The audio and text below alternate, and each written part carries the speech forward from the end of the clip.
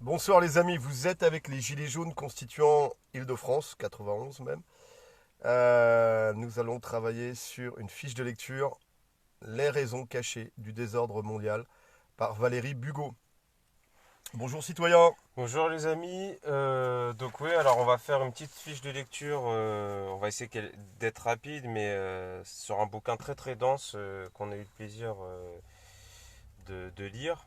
Donc Valérie Bugeaud, docteur en droit, ancienne avocate fiscaliste, analyste de géopolitique juridique et économique.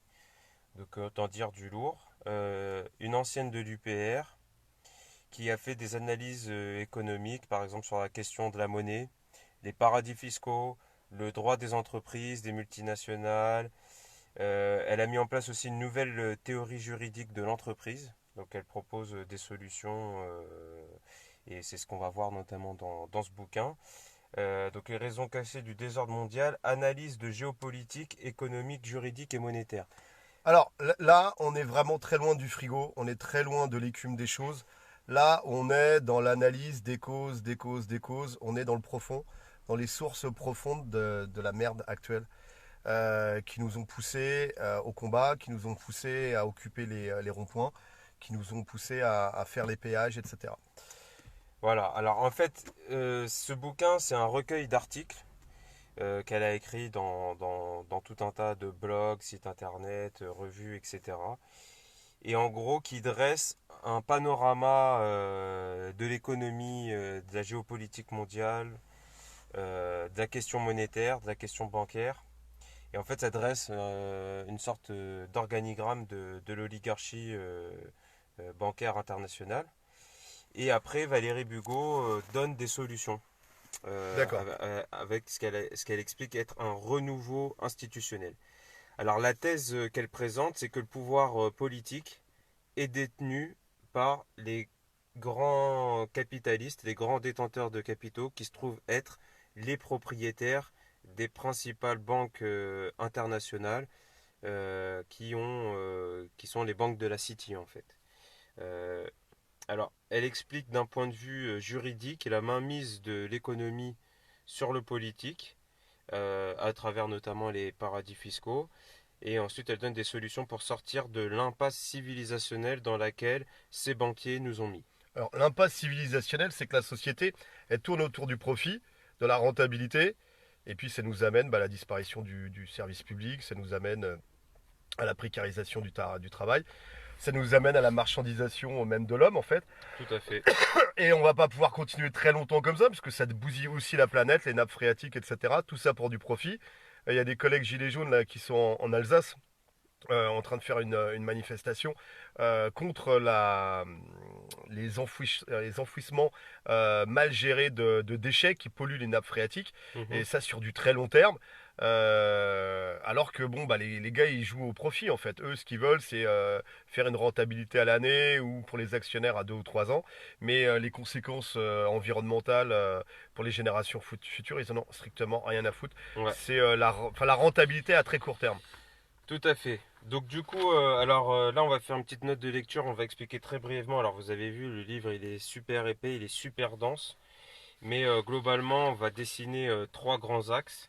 On fait le plan déjà Oui, ou... bah donc c'est ce que D'accord, ok. c'est ce que je vais dire là, expliciter. Donc, on va donner donc trois grands axes. Premier axe, tour d'horizon économique.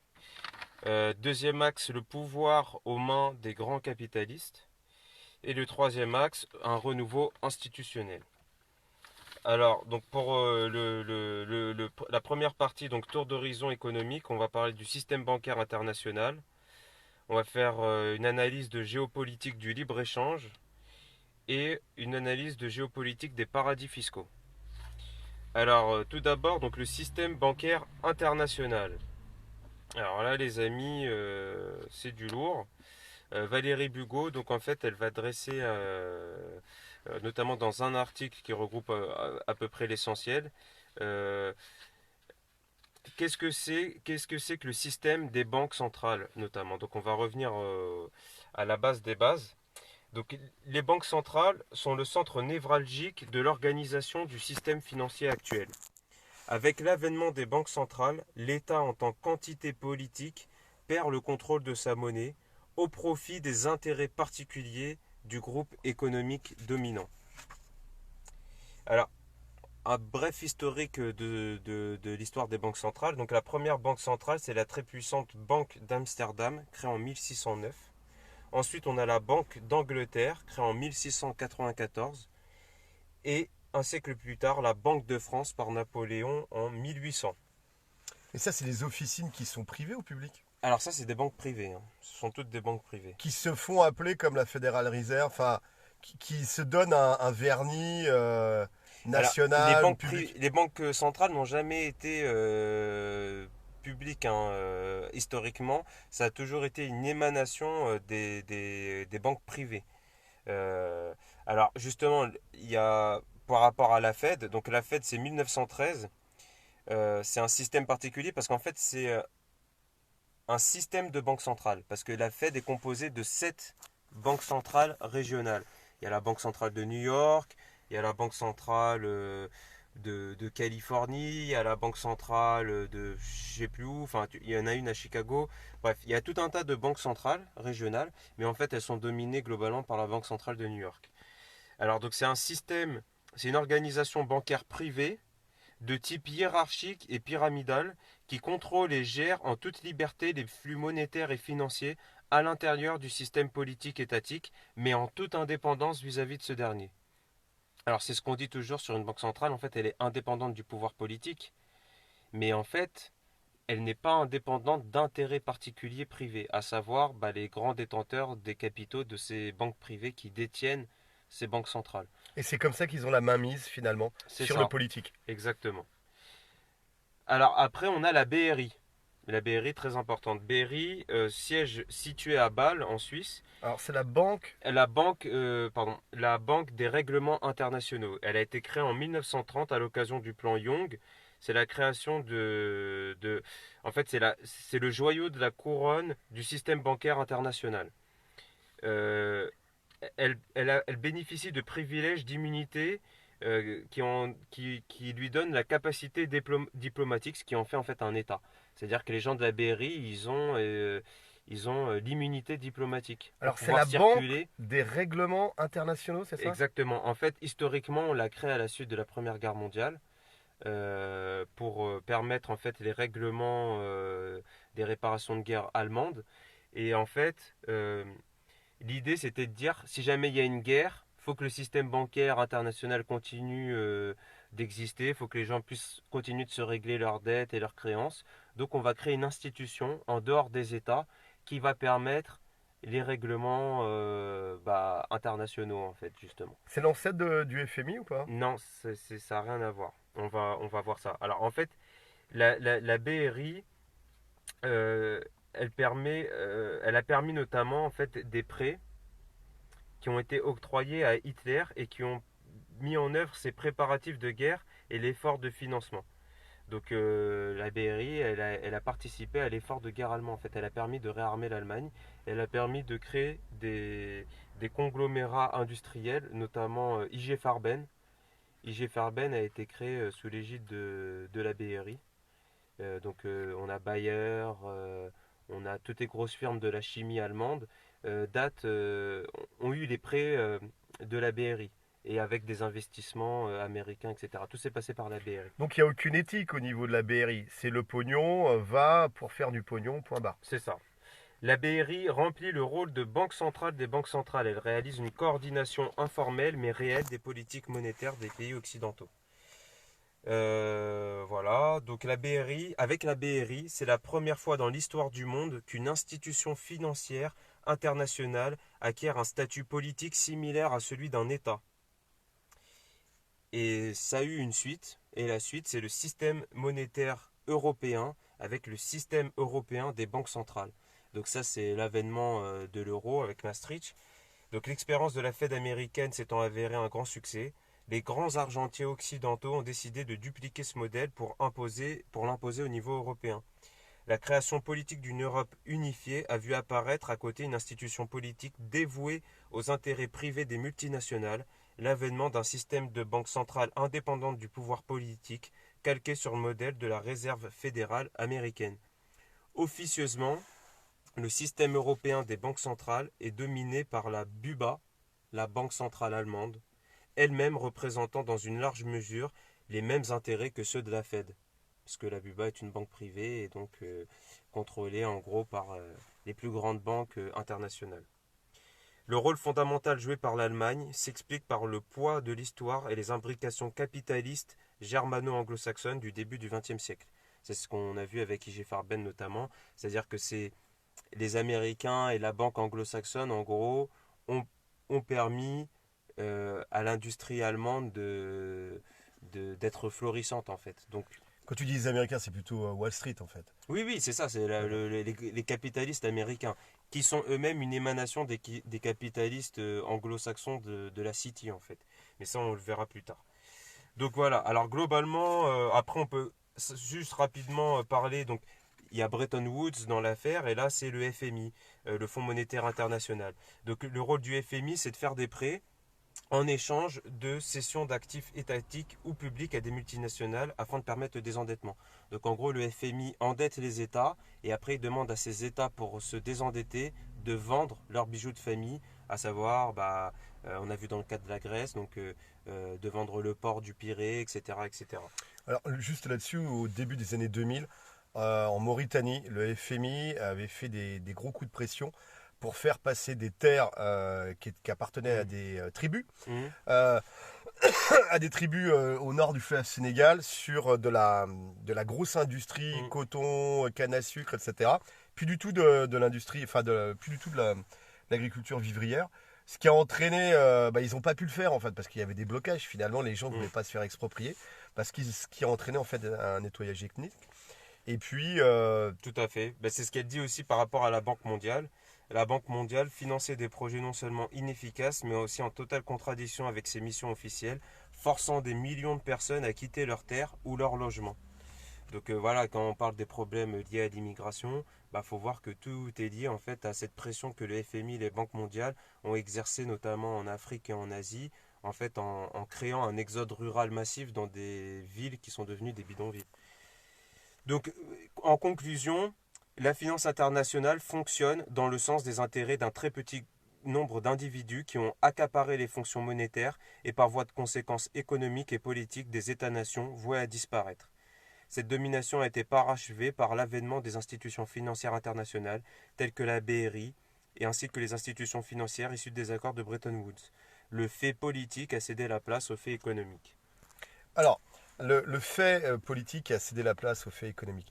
Ça nous ramène à la fin des années 2000, enfin excuse-moi, la fin des années 90, en fait, où comme le communisme était tombé, c'était la fin du politique, enfin la fin de l'histoire politique, et c'était l'avènement, les économistes américains voyaient l'avènement de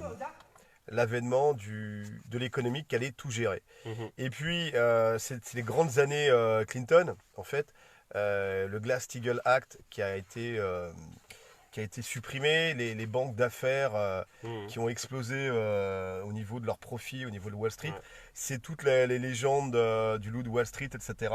Le soi-disant pognon facile, la course à la dette, etc. C'est ça. Alors ça, on va y venir. Alors, Non, non, mais c'est juste pour te dire que ouais. là, c'était le politique est mort. Finalement, il reste que l'économique, puisque le bloc soviétique avait cessé d'exister. Finalement, les gilets jaunes, c'est quoi? C'est le retour du politique au Tout à sens fait. noble du terme. Tout à C'est-à-dire que c'est fait. des hommes et des femmes qui se disent, mais allez vous faire enculer. Vous nous plantez trop. Vous avez été trop loin, ça passe plus. Donc on occupe nos ronds-points. Mm. Vous comprenez pas, on fait des manifs le samedi. Vous comprenez pas, on occupe des péages, on les ouvre. Bon, après ça va être c'est organique de toute façon. Donc Ouais, après ouais, ça, bien on va sûr, pas bien sûr. rentrer chez nous. Mais Mais c'est le politique qui revient là. on va y venir, on va y venir à tout ça. Alors, donc, petit 2, géopolitique du libre-échange. Alors, pour bien comprendre, donc, un bref historique du libre-échange, ce que nous donne Valérie Bugeaud, c'est en fait le libre-échange démarre en France véritablement en 1791, en fait, après la Révolution française, qui est une révolution bourgeoise, enfin bon, bref, on a déjà explicité, avec deux lois. Le décret Allard qui supprime les corporations et la loi Le Chapelier qui interdit les organisations ouvrières et les rassemblements paysans et ouvriers. Donc en fait, avec ces deux lois, on a en fait la disparition d'un minimum du code du travail en France. Après, au niveau européen, donc c'est déjà dans le traité de Rome en 57 la libre circulation des capitaux qui ont entériné, mais elle ne devient complète qu'avec la directive dite Delors-Lamy en 1988 qui prévoit la libéralisation complète du marché des capitaux en 90. Ensuite, on a le traité de Maastricht en 92, le TFUE, et finalement, bah, voilà, l'État est remplacé par des institutions supranationales fondamentalement indépendantes des peuples. Au niveau international, c'est 1947 avec les accords du GATT, donc c'est Bretton Woods, mais ça ne se matérialise finalement qu'en 94 avec l'OMC. L'OMC, donc l'Organisation mondiale du commerce, qui libéralise complètement les échanges internationaux. Et c'est à partir de l'OMC qu'on voit toute la désindustrialisation des pays occidentaux qui délocalisent leurs usines en Chine, notamment. Et toute la misère que ça entraîne Voilà, au après, niveau social, au niveau du textile, de l'acier, du charbon en France, enfin bref. parce qu'en fait, voilà, on va y venir. Le grand marché transatlantique. Donc après, ça c'est voilà le TAFTA, CETA, qui ajoute au grand marché transpacifique, qui va être en fait l'avènement d'un traité plus vaste instaurant des institutions chargées de réguler le monde. En fait, là, on arrive, donc c'est le nouvel ordre mondial. Et ce nouvel ordre mondial attendu, non pas par les peuples, mais bien par l'oligarchie transnationale d'origine anglo-saxonne, oligarchie qui a pris le pouvoir politique en Occident en utilisant méthodiquement la monnaie et le commerce, dont le libre-échange est la composante essentielle comme arme de domination politique. Voilà. Donc en gros, le libre-échange est une négation du concept même d'État, puisque sous l'emprise de libre-échange, aucune législation de juste prévention ou de simple précaution ne pourra plus voir le jour, car elle constituera un obstacle aux investissements des grands cartels de l'agroalimentaire, de l'industrie pharmaco-chimique, donc les vaccins, les antibiotiques, etc. Vous voulez interdire un produit chimique prétendument dangereux, mais attention, c'est une entrave au libre-échange. Ben, c'est les deux guerres de l'opium en Chine. L'Empire britannique a fait la guerre à la Chine parce que la Chine voulait protéger les Chinois de l'importation massive d'opium sur son territoire. Mhm. Parce que les mecs se défonçaient à l'opium, des fumeries d'opium, Tintin, Lotus Mmh. Bleu, enfin tu vois le truc. Et les mecs se défonçaient, le pays était en train de couler. Mmh. Tout le monde était shooté à l'opium. Et bah, les Chinois, le gouvernement chinois dit bon, on arrête quoi, on Mmh. interdit l'opium. Et là, bah, ça passait par Hong Kong, hein, c'était Ouais, avec HSBC, c'était la plaque tournante de l'entrée de l'opium ouais. sur la Chine. Et les Anglais ont dit, bah écoutez, ça c'est pas possible parce que C'est contre on- le on- libre-échange. Ben, de voilà, toute façon, ils les envoient. Anglais, c'est le moteur du libre-échange international. Et donc, du coup, le libre-échange aussi, il conduit à faire renoncer aux États une partie substantielle de leurs ressources fiscales à travers notamment l'optimisation fiscale. Là, on va y venir dans la prochaine partie. Alors là, c'est les Le paradis fiscaux, libre-échange, ça. voilà. Le libre-échange donne aux multinationales le droit d'attaquer en justice les États aussi. Le commerce et le libre-échange ne peuvent exister que débarrassés des barrières chargées de réguler le commerce et d'éviter l'accaparement. Les États et leurs institutions, dernier rempart des peuples, ont, par la loi du libre-échange, vocation à disparaître du paysage politique qui deviendra vierge de tout corps constitué, autre que par et pour servir l'oligarchie, laquelle est déjà officieusement au pouvoir. Donc là, les amis, on arrive vers justement les paradis fiscaux. Donc et la géopolitique des paradis fiscaux. Alors là, c'est vachement intéressant. Moi, j'ai appris énormément de choses. Donc on y est, page 12. La City de Londres. Alors déjà, la définition du paradis fiscal. Un paradis fiscal se définit par l'absence d'impôts, l'absence d'échange effectif de renseignements, le manque de transparence et l'absence d'activité substantielle. En gros, ça se définit par un secret bancaire opposable aux États, une fiscalité des non-résidents particulièrement allégée, une législation permissive quant à l'opacité des propriétaires des fonds déposés et une absence d'échange de renseignements fiscaux avec les États tiers. Donc en gros, tu ne payes pas d'impôts et C'est opaque. c'est opaque. Alors, le premier paradis fiscal, c'est la City de Londres. En 1319, une autonomie politique la City de Londres acquiert une autonomie politique et peut être considérée comme le premier paradis fiscal. Le pouvoir politique est apparent, est en réalité au service du pouvoir financier caché, puisque la main qui donne est au-dessus de la main qui reçoit. Donc en fait, l'Empire britannique a toujours été lié à la City, qui finançait l'Empire britannique. Mais si l'Empire britannique a une politique qui va à l'encontre des intérêts de la City, les banquiers de la City vont dire on ne vous donne pas d'argent. Donc on vous donne d'argent qu'à condition que vous répondiez à nos objectifs politiques. Donc c'est bien ça qu'il faut comprendre. Ensuite, au XXe siècle, l'Empire britannique a cédé la place à son successeur, l'Empire américain. Dès 1913, les principaux banquiers ont asservi le pouvoir politique au pouvoir financier, avec la création de la Fed. Et c'est à cette époque que le Delaware et le New Jersey naissent en tant que paradis fiscaux. C'est les premiers paradis fiscaux. Donc, le Delaware, en fait, c'est le premier paradis fiscal au monde en termes de degré d'opacité et de poids économique dans l'économie mondiale. Et Alors, ça, c'est un petit État de l'Est, du Nord-Est des États-Unis. exactement. Donc en fait, les paradis fiscaux, il n'y a pas besoin d'aller chercher au Liechtenstein ou je sais pas où. Le Delaware, il permet l'évasion fiscale au niveau de Wall Street. En fait, c'est une succursale de Wall Street qui permet en fait qu'on n'ait pas accès à qui détient les capitaux des grandes banques. Alors, il y a une guerre aussi entre. Alors oui, ça on va y venir. Une guerre entre les paradis fiscaux. Juste pour finir brièvement l'historique. euh, l'élite financière,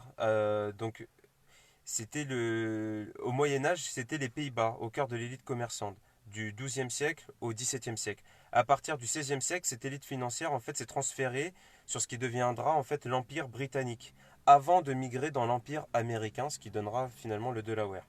La liberté de circulation des capitaux, en fait, pour permettre, je vais dire, le développement de ces paradis fiscaux, il fallait permettre déjà la liberté de circulation des capitaux. L'argent économisé puisse circuler librement de façon à entraîner la généralisation et l'utilisation de trusts, en offrant l'anonymat aux propriétaires des dits capitaux. L'argent drainé puisse être collecté et utilisé par les agents économiques dominants.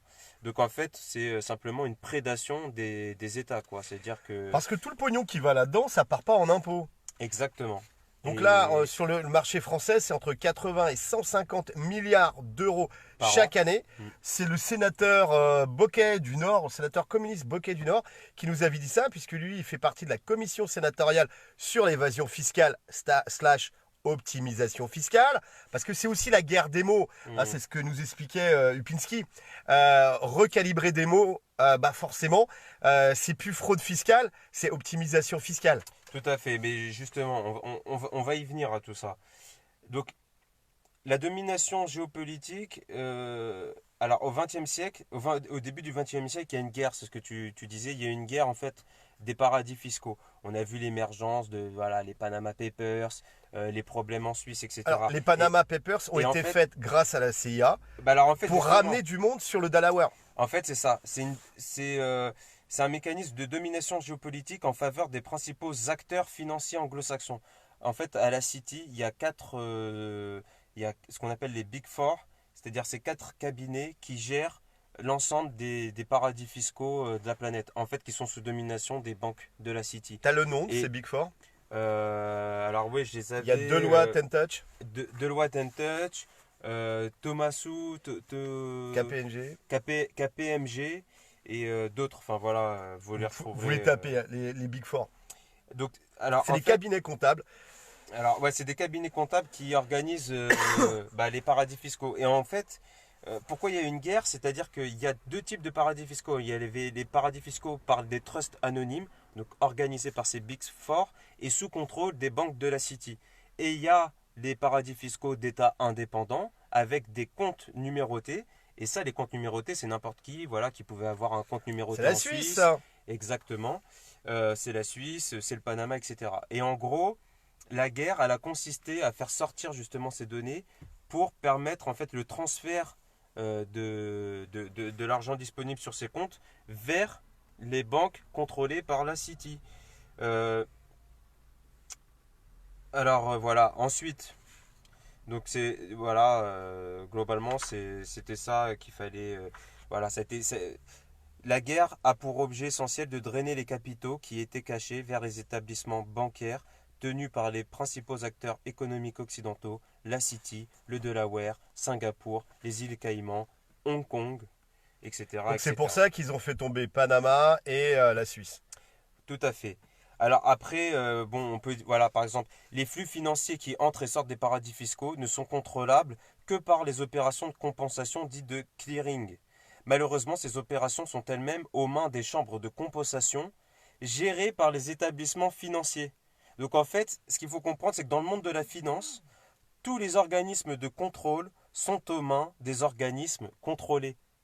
C'est ça qui est extraordinaire. C'est-à-dire qu'en fait, ceux qui doivent être contrôlés, ce sont ceux qui organisent le contrôle. C'est comme les accords de Bâle qui organisent justement les normes bancaires. Et ben en fait, elles sont faites par les banquiers eux-mêmes. Donc c'est génial, quoi. C'est fantastique. Donc du coup, ça nous amène au fait que en fait, à travers les paradis fiscaux, à travers cette optimisation, cette évasion fiscale, il y a deux choses. Il y a une prédation des États, comme ce que tu as dit, des dizaines, des centaines de milliards d'euros qui sont captés par ces grands capitalistes qui ne payent pas d'impôts du coup. Donc en fait, c'est vraiment une prédation. Et d'autre part, ça permet l'anonymat du capital. Et en fait, quand c'est anonyme, il n'y a pas de responsabilité. Les gens, ils montent du doigt Monsanto, ils pointent du doigt les banques, etc. Mais derrière, il y a des gens. Il y a des gens qui détiennent ces capitaux. Il y a des gens qui Mais organisent non, la ils politique se cachent de ces... derrière. Oui, mais ils sont cachés parce que justement, ils contrôlent le capital de ces grandes banques à travers des trusts qui sont anonymes. Donc en fait, par exemple, si vous cherchez qui détient le capital de Goldman Sachs, Ou vous... d'Epstein. Tu sais, Epstein, quelques jours avant de se faire arrêter, il avait basculé, ou avant de mourir, il avait basculé l'intégralité de son pognon sur un trust anonyme. Voilà, c'est ça. Donc c'est en fait, et ça c'est fondamental parce que du coup, le pouvoir, il est légitime que s'il est responsable. Et le problème aujourd'hui, c'est pour ça qu'on perd la boule, on ne sait plus comment agir. C'est parce qu'en fait, le politique n'est pas responsable. C'est la finance qui est responsable de la politique, mais elle est irresponsable parce qu'elle est cachée. Le pouvoir est caché. Et en fait, le pouvoir n'est responsable que s'il est visible. Et Et voilà. c'est là où on en viendra à la fin sur le Alors, renouveau institutionnel. là, il y a juste un point, moi, qui me vient à l'esprit. C'est au niveau des banques centrales. Bon, on a bien compris que les banques centrales n'ont rien d'étatique ni de public. Hein. C'est contrôlé par des capitaux privés. Est-ce qu'il y a des pays sur la planète où il n'y en a pas, justement, de banque centrale? Ou est-ce que ça fait un réseau qui couvre l'intégralité de la planète? Le réseau de la BRI comporte 60 États, mais les 60 États qui sont en gros le monde occidental. Même la banque de la Fédération de Russie est contrôlée par les banques anglo-saxonnes. Euh, Alors, il serait intéressant de savoir si la Corée du Nord fait alors partie non, du non, la ring, Corée du Nord non. si Il me l'Iran, semble que l'Iran non la plus, que la Syrie. Syrie non plus et Ah que oui, Cuba d'accord. non plus. Et le D'accord. Venezuela. Il me semble. Mais après ça, j'ai eu du mal à pouvoir vérifier les informations. Donc si jamais les amis, vous êtes en capacité de le faire. Parce qu'on trouve beaucoup de choses sur Internet. Mais moi, j'aime bien revenir à la source. Là, tout ce que je vous dis, c'est sourcé, hein. Il n'y a pas de machin. Vous pourrez retrouver les sources. Par contre, pour ouais, effectivement, le Venezuela, la Corée du Sud, ces banques centrales-là, j'ai pas d'informations. Mais c'est ce qu'on dit. Souvent, c'est ce qu'on avance. La banque centrale chinoise aussi, c'est un peu particulier. Je ne sais pas si elle est détenue en dernier ressort, si elle est contrôlée par les banquiers À chercher, classiques. les amis, à chercher. Hein. Voilà, et à mettre dans les commentaires. Alors, donc là, on va passer au grand 2, à savoir le pouvoir aux mains des grands capitalistes. Donc, le petit 1, ce qu'il faut comprendre, c'est que tout s'est passé de manière insidieuse via le droit. En fait, selon Valérie Bugeaud, il y a deux types de droits, surtout en Europe. Il y a le droit, on peut l'appeler commercial, maritime, d'origine anglo-saxonne, le droit anglais, et il y a le droit continental. Et en fait, le droit continental basé sur le droit romain, etc. etc. Et en fait, en France, à partir de la Révolution française, c'est le droit anglais qui petit à petit a grignoté le droit continental. Et qui en arrive à l'aboutissement, c'est aujourd'hui la construction européenne qui est faite uniquement sur du droit anglais, c'est-à-dire le droit des marchands. Le droit qui permet le libre-échange, etc. Et on a la généralisation de ce droit avec tous les traités transnationaux, les CETA, etc., etc. Ensuite, on a le pouvoir monétaire. Il n'y a pas de pouvoir sans pouvoir monétaire, les amis. Ça, on ne cesse de vous le répéter. Et Et Valérie Bugeaud nous il l'explique n'y a bien. pas de souveraineté sans souveraineté monétaire. Tout à fait. Alors, déjà, il faut revenir à la base. Selon Valérie Bugeaud, elle exprime une théorie de la monnaie qui est que la monnaie est un service rendu à la collectivité par une puissance publique légitime. La monnaie n'est en aucun cas une marchandise dotée d'une valeur intrinsèque et n'est donc pas non plus un instrument de stockage de la valeur. Alors, malheureusement, on a bien vu que la monnaie a été confisquée par les grandes banques privées à travers justement le système des banques centrales. Comme dit Napoléon, la main est au-dessus de celle qui reçoit. La main qui donne. La main qui donne, pardon, est au-dessus de celle qui reçoit. En abandonnant dans les mains privées la fonction régalienne de battre monnaie, l'État s'est volontairement placé dans une position d'infériorité par rapport aux détenteurs du fait économique. Les banquiers ne cherchent pas l'intérêt commun aux citoyens. L'État est devenu un simple outil de pouvoir aux mains des banquiers anonymes. En outre, entre les mains des banquiers, la monnaie est devenue un bien matériel qu'ils ont accaparé. Il n'existe de pouvoir politique que monétairement souverain. La présence des banques centrales est un empêchement diriment pour l'exercice du pouvoir par les hommes politiques. Ce que la main de l'homme a fait, la main de l'homme peut le défaire. Donc en gros, après, justement les amis, on peut défaire ce système des banques centrales et se réapproprier la monnaie. La disparition des États, donc on en vient à ça, la disparition des États les amis. Parce que du coup, comme l'État étant privé de sa monnaie, de la fonction régalienne de battre monnaie, eh bien l'État n'est plus véritablement n'a plus de pouvoir politique en fait. On a vu, il subit une prédation via les paradis fiscaux, l'optimisation fiscale. Il n'a plus le pouvoir d'impulser la politique économique parce qu'il ne bat plus monnaie. L'État qui doit être garant du bien commun. Alors il doit être garant de l'intégrité. Le principe d'un État, c'est qu'il est garant de l'intégrité des ressortissants qui sont sur son territoire. Donc déjà, il faut définir ce que c'est qu'un État. L'État, c'est une frontière. Voilà, il y a un État, il va sur ça. Après, les frontières sont plus ou moins définies. Mais globalement, c'est ça. Sur cette frontière, je dois garantir la sécurité de mes ressortissants. Je dois leur garantir la justice. Et là, Valérie Bugeaud, elle nous donne des petites pistes qui sont assez nouvelles pour moi, parce que pour elle, en fait, notamment, le principe de séparation des pouvoirs est un affaiblissement de l'État. Parce qu'en fait, le pouvoir politique, il doit pouvoir rendre justice. S'il n'a pas l'opportunité de rendre justice, en fait, il n'y a pas de pouvoir. Il n'y a pas de pouvoir légitime sans justice. Or, en séparant les trois pouvoirs, ce qu'on appelle là, le législatif, l'exécutif et le judiciaire, et ben en fait, on empêche l'État d'avoir sa légitimité, tout simplement. Euh, Oui, mais là, en fait, tous les pouvoirs sont aux mains du cinquième pouvoir, la banque, qui a tout exactement. acheté. Donc, il n'y a même plus de séparation des pouvoirs. Macron, lui, c'est un employé de banque, voilà. Les juges sont nommés, tous les procureurs sont nommés, les juges, ils font partie de lobbies d'influence. Belloubet passe leur mettre des coups de pression pour qu'ils soient extrêmement sévères sur les gilets jaunes, etc. Vous savez bien, la justice pour les gilets jaunes, c'est une justice d'exception. Au niveau des parlementaires, qui sait quoi? Il y en a eu deux qui ont porté le gilet jaune, qui ont Oui, porté leur couille. si tu veux, le parlementarisme est aussi beaucoup critiqué par Valérie Bugeaud, parce que le parlementarisme, d'où ça vient? Ça vient des Anglais. Et en fait, à travers le parlementarisme, en fait, c'est le parlement des bourgeois, c'est le parlement des marchands, c'est le parlement des banquiers, en fait. Et c'est le système des partis politiques. Et les partis politiques, en fait, ils ne doivent rendre des comptes non pas à leurs électeurs, mais à ceux qui leur ont prêté l'argent pour pouvoir Pour le faire financement, le financement de leur campagne. Donc les partis politiques ne sont pas redevables aux électeurs. Ils ne sont ni redevables même qu'aux à leurs adhérents, puissances, ni même à ni leurs... même à leurs adhérents. Ils ne sont redevables qu'aux puissances financières qui permet à ces partis politiques d'exister. Donc c'est pour ça que Valérie Bugeaud, elle dézingue la Constitution, le parlementarisme, la démocratie élective, quoi, euh, et la séparation des pouvoirs. Elle dit que ces trois choses, en fait, ont permis l'affaiblissement du pouvoir politique pour qu'il passe sous la domination du fait économique et donc en La dernier puissance ressort d'argent. de la puissance d'argent et des grandes banques. Mais c'est vrai Alors, qu'au niveau des partis politiques, au mieux, il y a de l'incompétence, pure et simple. Ils servent à rien. Au pire, c'est les usines à cocu, quoi, surtout pour la base. tout à fait, tout à fait. Et c'est là vers quoi on va. En fait, l'aboutissement de tout ça, aujourd'hui en 2019, où est-ce qu'on est? On voit bien que bon, l'État français, en fait, il décide de plus rien, hein, globalement.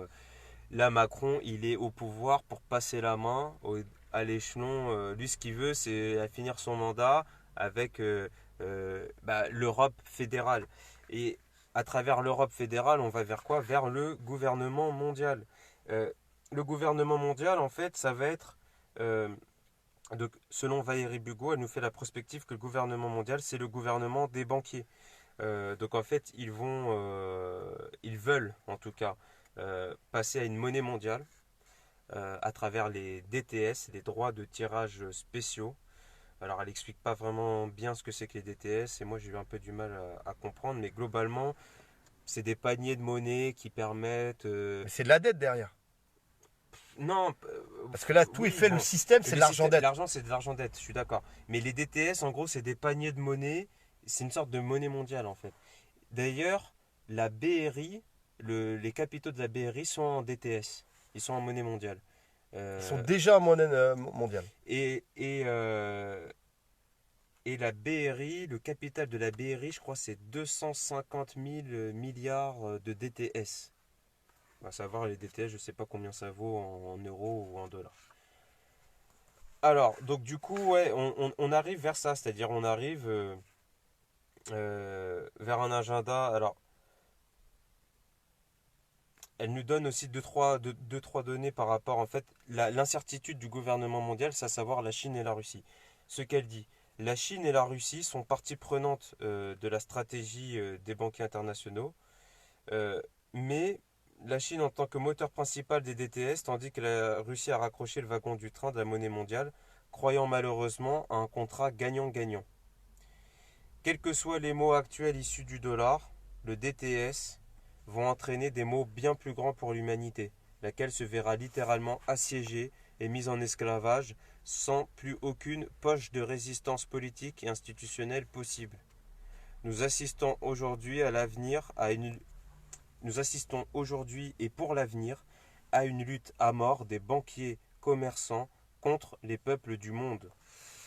Donc nous, finalement, mort la dette, Alors, on a raison, quoi. alors Instinctivement, on a ah oui, raison. oui. Alors, À bas juste l'usure, pour vive le bien finir, les commun. amis, les banquiers ont prévu de gérer les échanges internationaux de DTS sous forme exclusivement dématérialisée. Il faut comprendre ici que l'avènement récent des crypto-monnaies répond précisément à ce besoin bancaire. Donc les amis, méfiez-vous. La crypto-monnaie, c'est pour préparer l'avènement de la monnaie mondiale. La monnaie mondiale sera une crypto-monnaie. Pour finir, une dernière petite citation. Ce gouvernement mondial aura la même structure que les empires l'ayant précédé, au détail près qu'il ne pourra régenter qu'un nombre réduit d'individus. Pourquoi? D'où tous les fléaux qui s'abattent déjà et continueront à s'abattre sur l'humanité, comme annoncé par les Georgia Guidestones. Oh là, attends, c'est super lourd ce que tu nous dis là. Ouais, T'es en train de nous dire que leur plan de nouvel ordre mondial ne peut marcher que sur une population plus limitée que celle actuellement. tout à fait. Donc, derrière, tu es en train de nous dire que la réduction massive de la population mondiale est planifiée par ces ordures. Et là, on peut faire une petite ouverture sur le Club de Rome. À savoir, le Club de Rome, c'est les grands banquiers qui l'ont organisé et qui prévoyaient déjà depuis 1970 qu'il va y avoir un effondrement de la civilisation, etc., etc. Mais pourquoi ces gens n'ont rien fait depuis, hein?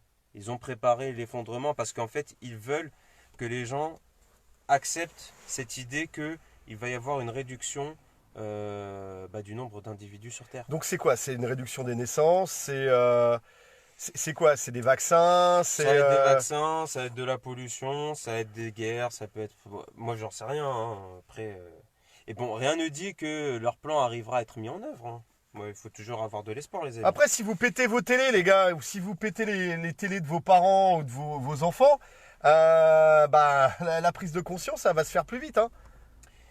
Alors, quand même, on va finir sur une note optimiste. Donc le grand 3, le renouveau institutionnel proposé par Valérie Bugeaud. Donc ça, c'est la troisième et dernière partie. C'est ça, Bah, la partie la plus intéressante, en fait. voilà. Alors, selon Valérie Bugeaud, déjà, il faut redonner au pouvoir de la légitimité. Donc pour ça, il faut que le pouvoir soit réel, légitime et durable. Alors, le pouvoir politique tel qu'actuellement conçu en Occident est à la fois faible dans sa légitimité et abusif dans son exercice.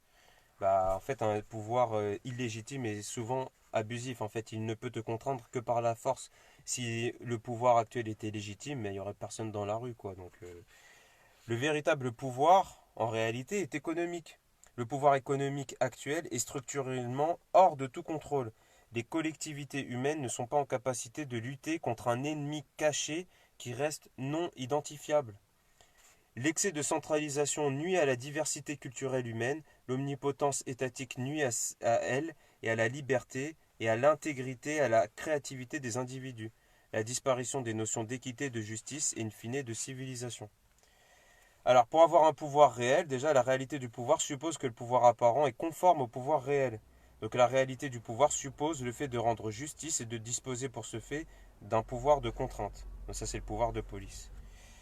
Alors, pour que le pouvoir réel et officiel et ne soit pas caché, donc en fait, il doit provenir directement ou indirectement d'un processus officiel et contrôlable. Voilà. Et non d'un processus caché et occulte. Les détenteurs du pouvoir politique doivent être identifiés et identifiables par tous, être responsables de leurs actes et donc politiquement légitimes. Alors là, c'est pas Fabius, on se souvient du sang contaminé.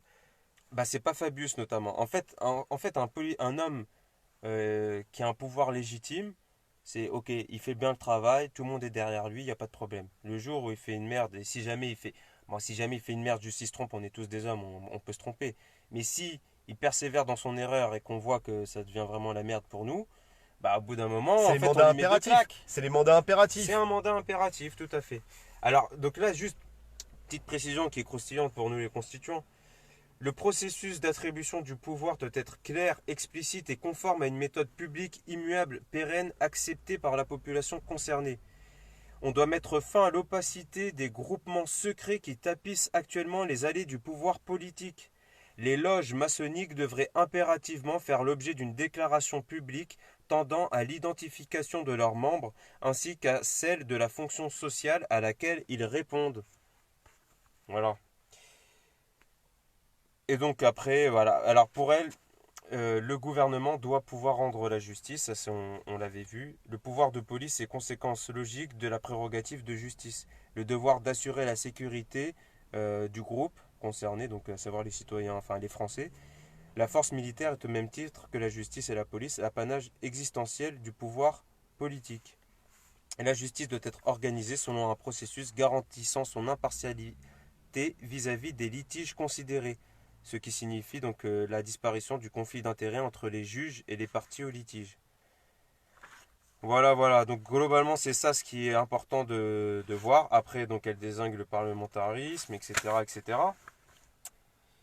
Et ce qui nous intéresse, c'est que ce pouvoir légitime doit être basé sur le droit naturel.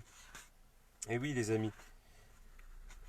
Le droit naturel. Alors, elle va nous expliciter qu'est-ce que c'est que le droit naturel. Tac, tac, tac. Primauté du droit naturel sur tout autre intérêt. La nature et les principes naturels sont supérieurs aux artifices et artefacts issus de pure construction humaine. Le droit naturel rénové sera composé de deux branches. Le respect des principes fondamentaux de la vie s'oppose par exemple à la mise sur le marché de poisons pour les sols, les eaux et l'air, de respecter la structure du génome humain, animal et végétal. La recherche scientifique doit être strictement encadrée et contrôlée. La seconde branche du droit naturel concerne l'organisation sociale, la nécessité pour gouverner d'organiser et de garantir la sécurité physique, juridique et morale des individus, respecter le besoin essentiel propre à l'être humain de transmission, que cette transmission soit d'ordre spirituel ou matériel. Donc grosso modo, on reviendrait sur parent 1, parent 2. Hein, Globalement, il y a papa et voilà, maman. Voilà, c'est des c'est trucs ça. qui ont marché depuis des millions d'années. et on va pas jouer les apprentis sorciers au profit de la banque. Tout à fait, tout à fait, tout à fait. Alors, après, il y a un gros truc sur la monnaie. Alors, on va y venir parce que la monnaie, c'est le cœur nucléaire. Un renouvellement du concept de monnaie.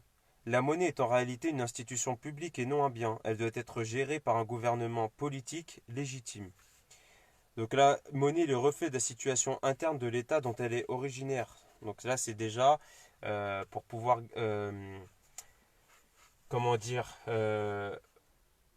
pour pouvoir donner une valeur en fait à la monnaie, elle prend. Et on est revenu les amis, voilà. Alors donc je disais que donc, dans le renouveau monétaire, la monnaie doit être adossée à un certain nombre de données et pas seulement à par exemple une ressource naturelle en fait.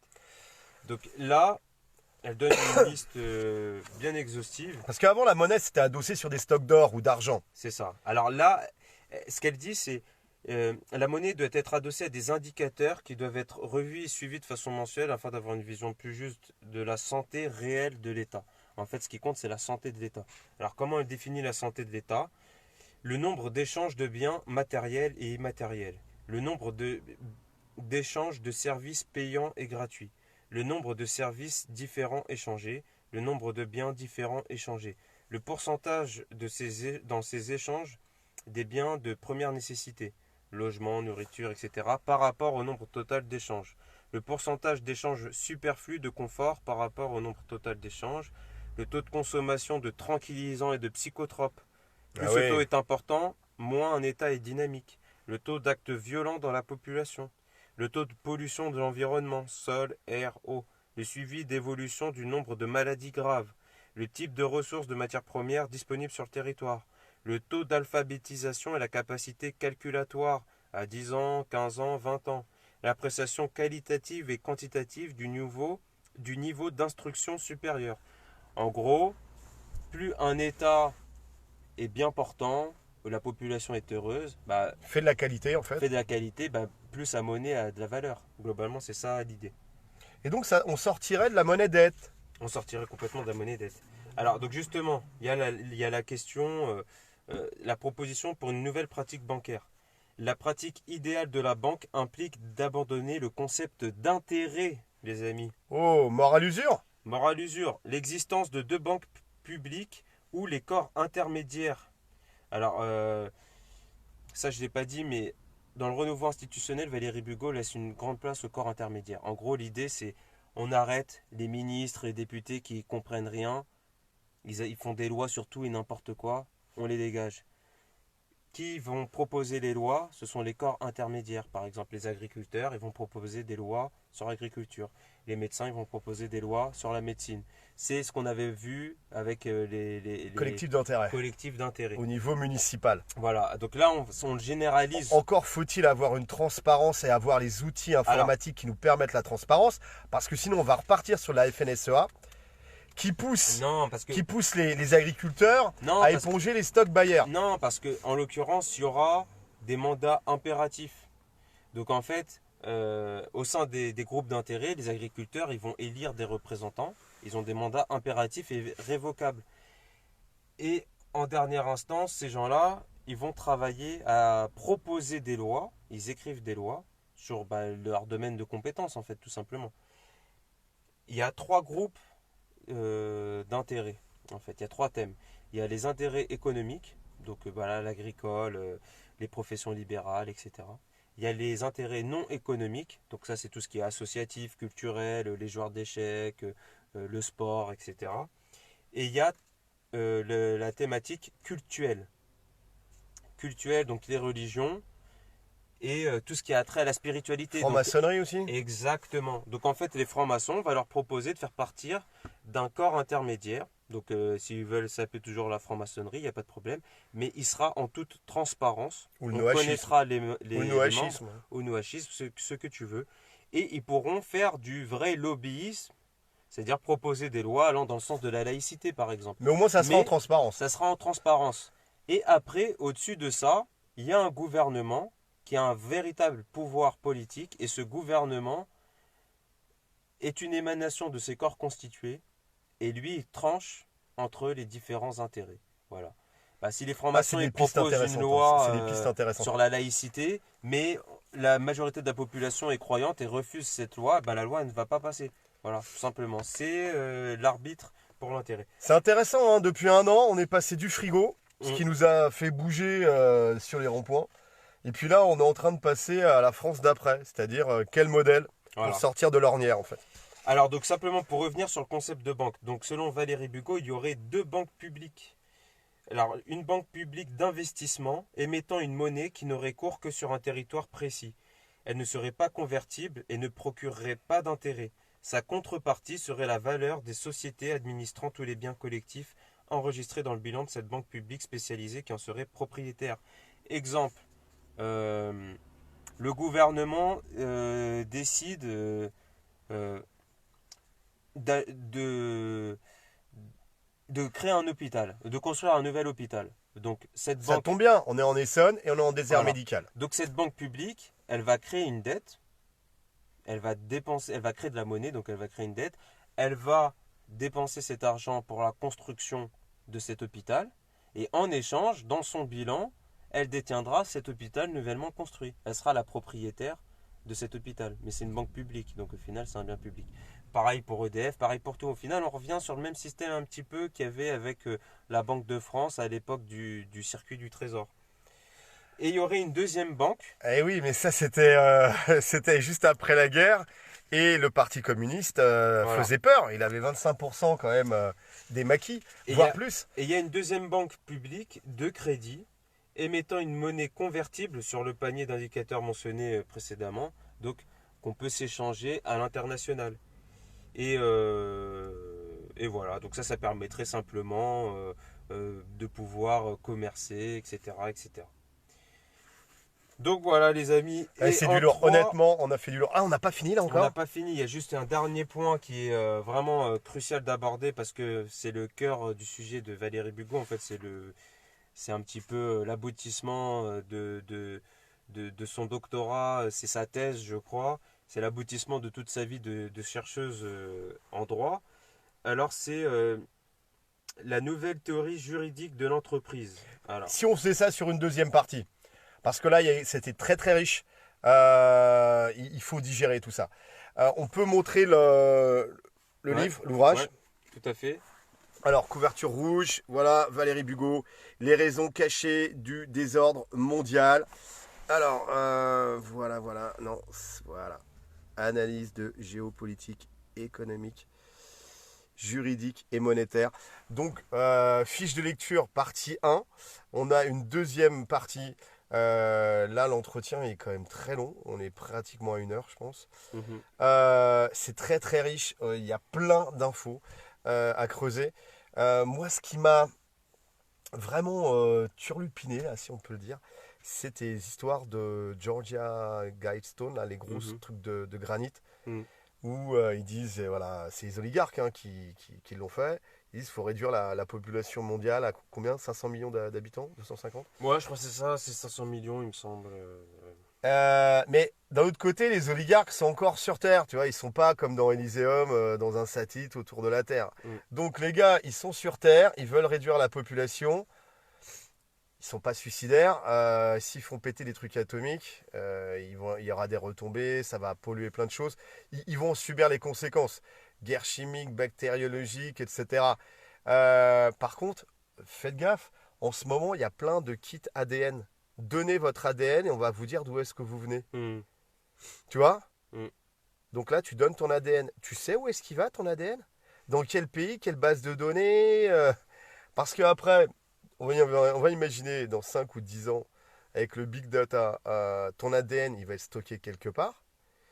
On peut très bien imaginer après des maladies qui soient orientées sur tel ou tel profil d'ADN. Et là, les gars, bah, ils ont juste à. C'est un tableur Excel, hein.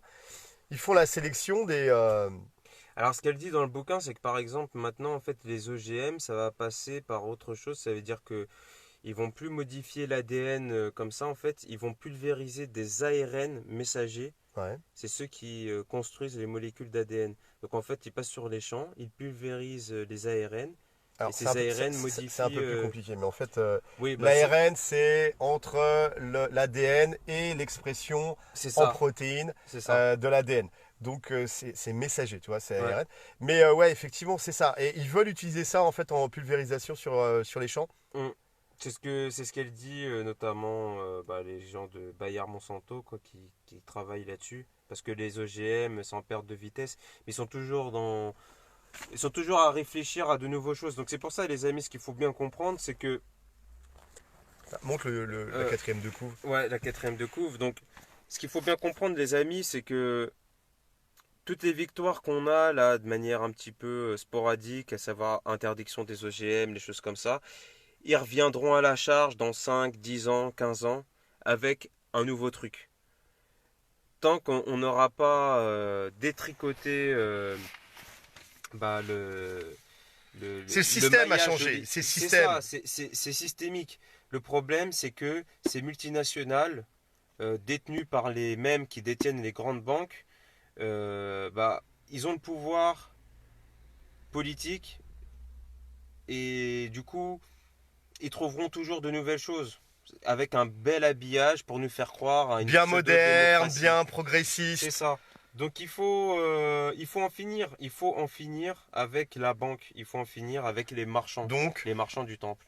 mort à la dette, Mort à la dette, mort à à l'usure bas l'usure, vive le bien commun. et vive le bien commun. Et peut-être même on pourrait rajouter mort au fascisme bancaire. Oui. Ah là, en plus, comme on a démontré, les amis, avec la BRI, le fascisme, le nazisme, c'est quand même bien lié aux intérêts bancaires. Hein. Voilà les amis, une interview une fiche de lecture plutôt très intéressante. Il y aura une deuxième partie Mhm. qui va être aussi très croustillante. On vous dit passez une excellente soirée. Force et honneur, on ne lâche rien et montez les équipes. Ah ouh!